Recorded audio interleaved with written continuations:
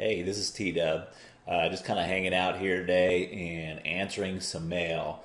And I just get so much email and letters through the post now that I can barely keep up with it all. So I thought that maybe it would be helpful if I read a couple letters uh, to you, and maybe that would be helpful for you too.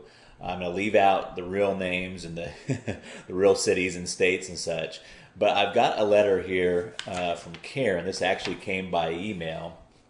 I'm going to call her Karen. Her name rhymes with that, but I'm going to call it Karen.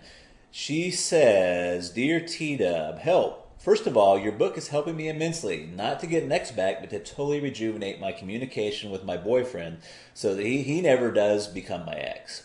That's good. I'm dead stuck on one thing, though. You say that we train people to treat us badly, and I completely get that. You also say that we should reward good behavior, but not bad behavior. So here's my roadblock. How do I stop or punish, not reward that bad behavior? Great example. My boyfriend and I are in a long distance relationship. I am in blank, and he is in blank. So our relationship revolves around phone calls. He has a really bad habit of saying, "I'll call you later tonight at a certain time," and then not doing it. Or else just not calling all day and then calling at night when we can talk longer. I love checking in just to say hello phone calls as much, if not more, than the long conversations. I know he doesn't do it because he doesn't care. He's just a guy and doesn't really think phone calls like I do, but it bothers me. I so look forward to talking to him, and then he doesn't call. I feel forgotten and neglected, like something better has come up and I got pushed aside. Though in my heart I know it isn't true, these small things create a little seed of resentment inside of me, and sometime in the future it causes an inevitable fight over something totally unrelated. So I guess my question is this: how do I punish, not reward this behavior without sounding like a nagging shrew? How do I tell him this is not okay with me? I'm not angry, but I want to nip it in the bud before it creates resentment and leads to anger. Please help me. Thank you so much, Karen. Okay, Karen, that is a great question. You probably got, every woman that's been in any kind of serious relationship cheering along with you.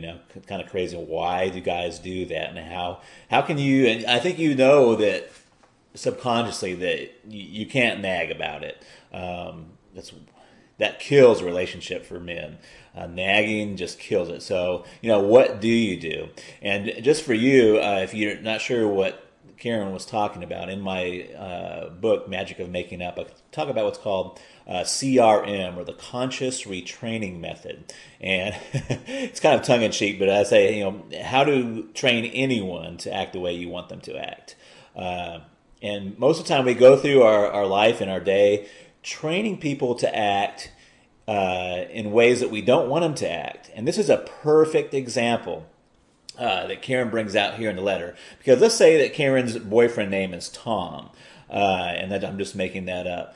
But Tom says he's going to call, and let's say that Tom finally calls the next day, and you pick up the phone, "Hey, Tom," and you're just seething. You are seething already because he said he was going to call yesterday. So what would you normally do? What would you normally say? Now, normally, you don't have to answer that. Normally what happens is Tom gets an earful of how upset and pissed off you are. Or at least if you don't say it, you give it off in your tone. So what's happening? Tom calls you, and what is he getting in return? He's getting, like, Pavlov's dog, he's getting a shock. He's getting a shock there. Calls you, shock. Calls you, shock. That's not good reinforcement. We're actually training them to do what we don't want them to do. And this is what Karen is talking about. So what should she do? Because, if he's calling 2 days late, you're obviously not going to be happy with him. So it's a little bit tricky.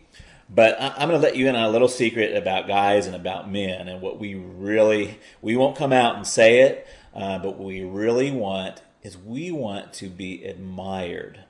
If you kind of picture back to the medieval days, like knights on shining armor, we want to be. So we want to be admired. We don't want nagging. Nagging equals bzz, shot, bzz, shot. And that's nagging. We want to be admired. If you go back to the old medieval days, there's a great sense of honor, and men will go to their death for you if they believe that in your mind you have this big self-image or a big image of them in their head. If they know that you see us as like some kind of knight in shining armor, we will go to battle for you. I mean, we will literally lay down our life for you. So what you do and how you how you play that to your advantage is when we do little things. Say, I'm using this as an example. When we do little things, you compliment us and appreciate us on these little things, and you do that to train us to do the small stuff like calling you. So here's a real quick example because I'm I'm kind of running out of time. If he does something small, let's say he does call you on time, and you say, "Hey Tom, gosh, yeah, you're right on time this time. I really appreciate and I admire how you are a man of your word. And when you say something, you do it. That's one of the things I love most about you." Do you see where I'm going with that? So when they do something right, even small stuff, you say, "Hey, one of the things I really admire about you is how when you say you're going to do something, you do it." And you don't have to use those words. I mean, use your words, but you catch a drift pretty soon. When Tom says he's going to do something, if he says he's going to call on a certain time or a certain day, he's going to do it. And you're exactly right. The last thing you ever want to do is nag him. And I could go on for hours about that.